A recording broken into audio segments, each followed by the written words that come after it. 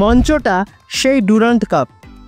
আর এই মঞ্চে আবারও মোহনবাগান এটা কিন্তু প্রমাণ করলো যে তারা সেই পুরনো দাপট এখনও কিন্তু শেষ করেনি। গত মরশুমে যে দাপটের সঙ্গে তারা খেলেছিল গোটা মরশুমটা, সেখান থেকেই যেন আবারও একটা নতুন মরশুমের সূচনা করতে চলেছে তারা। আর হলেও কিন্তু সেরকম একই রকম কনসিস্টেন্সি যেটা আমরা মোহনবাগানের থেকে আশা করি, সেই একই রকম কনসিস্টেন্সি, জেতার লক্ষ্য, জেতার খিদে নিয়ে আবারও তারা কিন্তু আজকে মাঠে নেমেছিল। নতুন মরশুমের প্রথম ম্যাচটাকে তারা চেয়েছিল স্মরণীয় করে রাখতে। ম্যাচের একদম শুরু থেকেই কিন্তু আমরা দেখলাম মোহনবাগান যেভাবে আক্রমণাত্মক ফুটবল খেলে বা খেলে এসেছে গত মরশুমগুলোতে, ঠিক সেই রকমই একটা শুরু। এবং আজকের ম্যাচটা কিন্তু এই জিনিসটা আবারও প্রমাণ করলো যে বিদেশি ফুটবলার ছাড়াও মোহনবাগান কিন্তু একই রকমভাবে আক্রমণাত্মক, একই রকমভাবে বিপক্ষ ডিফেন্সকে চূর্ণ বিচূর্ণ করে দেওয়ার ক্ষমতা যে ভারতীয় ফুটবলারদের মধ্যেও রয়েছে, সেটা কিন্তু আজকে আবারও মোহনবাগান প্রমাণ করে দিল। এবং প্রথম গোলটা কি বলবো সে গোলটা নিয়ে, লিস্টান কোলাসো নামটাই যথেষ্ট। যখনই সে ফুটবল খেলে বা যেদিন সে তার নিজের ছন্দে থাকে, সেদিন যে কোনো অপোনেন্ট তাকে আটকাতে পারবে না, এটা তো কার্যত নিশ্চিত। আজকেও কিন্তু অনেকটা সেরকমই হলো। যে ফ্রিকিকটা লিস্টান কোলাসো নিল আজকের ম্যাচে, মানে এক কথায় বলতে গেলে জাস্ট অসাধারণ একটা ফ্রিকিক, অসাধারণ। মানে একদম লাস্ট মোমেন্টে বলটা কিন্তু টিপ করে গোলকিপারের সত্যি কিন্তু ওই শটটা আটকানোর ক্ষেত্রে কিছুই করার ছিল না, জাস্ট দেখা ছাড়া।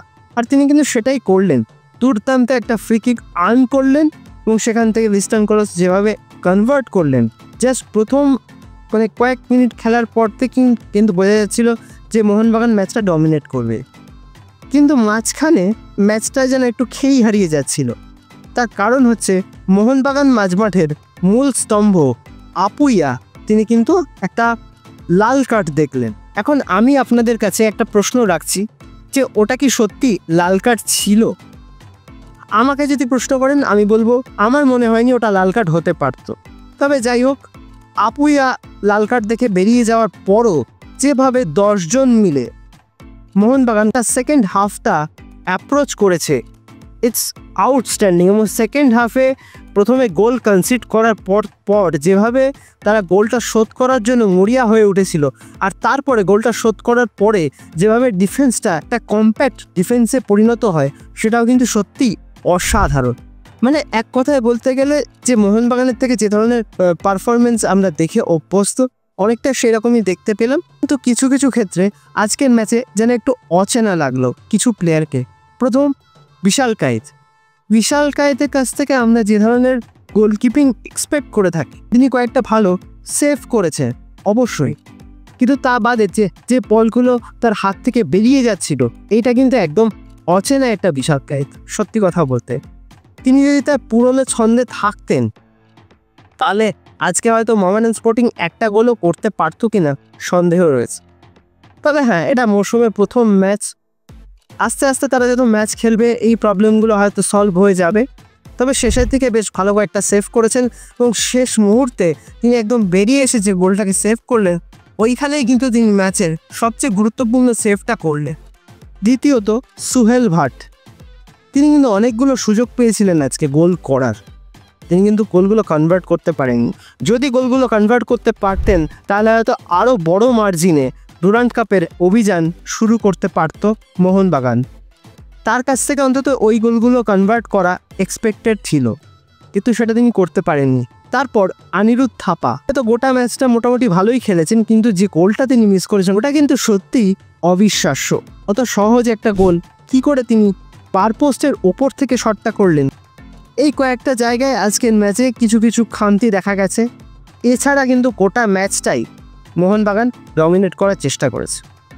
এবং আপুইয়া উঠে যাওয়ার পর মিডফিল্ডে কিন্তু কিছু সমস্যা তৈরি হচ্ছিল। তিনি যে মিডফিল্ডটাকে ধরে রাখেন, তিনি যে খেলাটাকে কন্ট্রোল করেন, তিনি যে মাঝমাঠটাকে ডিকটেট করেন, তিনি যে দুটো উইংকে প্যারালালি খেলার সুযোগ করে দেন, সেই জিনিসটা কিন্তু তিনি উঠে যাওয়ার পর খুব একটা হচ্ছিল না।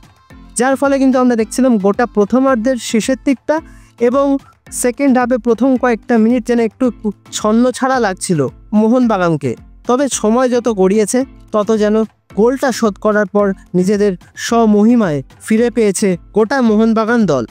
এবং আজকের ম্যাচে টেকচাম অভিষেক সিং তিনি কিন্তু মোহনবাগান জার্সি পরে মাঠে নামলেন। বেশ কয়েকটা ভালো ক্লিয়ারেন্স কিন্তু তিনি অবশ্যই করেছেন এবং প্রথম ম্যাচে নিরিখে যথেষ্টই ভালো ছিল তার পারফরমেন্স। তবে হ্যাঁ, মোহামেডান স্পোর্টিং যথেষ্টই ভালো ফুটবল খেলেছে, তারা চেষ্টা করেছিল ম্যাচটা জেতার, কিন্তু 10 জনের মোহনবাগান তাদের কাছে কিন্তু অত্যন্ত কঠিন প্রতিপক্ষ হয়ে ওঠে, যার ফলে শেষ পর্যন্ত লড়াই করেও কিন্তু তারা ম্যাচ থেকে 3টে পয়েন্ট পেল না।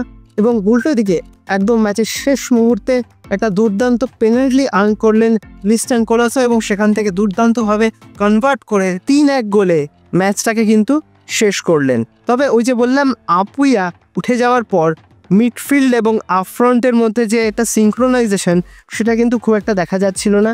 এই প্রবলেমটা নেক্সট ম্যাচের আগে সলভ করে ফেলতে পারলে, আর দ্বিতীয়ত হচ্ছে গোল কনভার্ট করার ক্ষেত্রে সুহেল ভাটকে আরও বেশি অ্যাকুরেট হতে হবে। এবং তৃতীয়ত ডিফেন্স, সেকেন্ড হাফে গোলটা শোধ করে দেওয়ার পর যেভাবে একটা কম্প্যাক্ট ডিফেন্স আমরা মোহনবাগানে দেখলাম, সেই ডিফেন্সটা যদি পরবর্তী ম্যাচগুলোতে আমরা প্রথম থেকেই দেখতে পাই, সেক্ষেত্রে কিন্তু এই দলটা আরও বেশি আক্রমণাত্মক, আরও বেশি ভয়ঙ্কর হয়ে উঠবে যত টুর্নামেন্ট এগোবে, অন্তত আমি মনে করি। দুর্দান্ত একটা শুরু করেছে মোহনবাগান তাদের নতুন সিজনের প্রথম ম্যাচেই। তো তোমাদের এই ম্যাচটা কেমন লেগেছে, আর হ্যাঁ, এই আপুইয়ার ডিসিশনটা নিয়ে তোমাদের কি মতামত সেটাও কিন্তু আমাকে অবশ্যই কমেন্ট করে জানিও। আর ভিডিওটা ভালো লাগলে লাইক, কমেন্ট, শেয়ার এবং সাবস্ক্রাইব করতে কিন্তু একদম ভুলবে না। সাবস্ক্রাইবটা করে দিয়ে পাশে বেল অপশানটা প্রেস করে অবশ্যই অল অপশানটাও প্রেস করে রাখবে, যাতে সমস্ত রকম নতুন ভিডিও নোটিফিকেশান তোমরা সবার আগে পেয়ে যাও যখনই আমি কোনো নতুন ভিডিও পোস্ট করব। তো আজকের মতন ভিডিওটা তাহলে এখানেই শেষ করছি। দেখা হবে আবারও পরবর্তী ভিডিওতে নতুন কোনো দিন, নতুন কোনো সময়। তোমরা ভালো থেকো এবং অবশ্যই সুস্থ থেকো।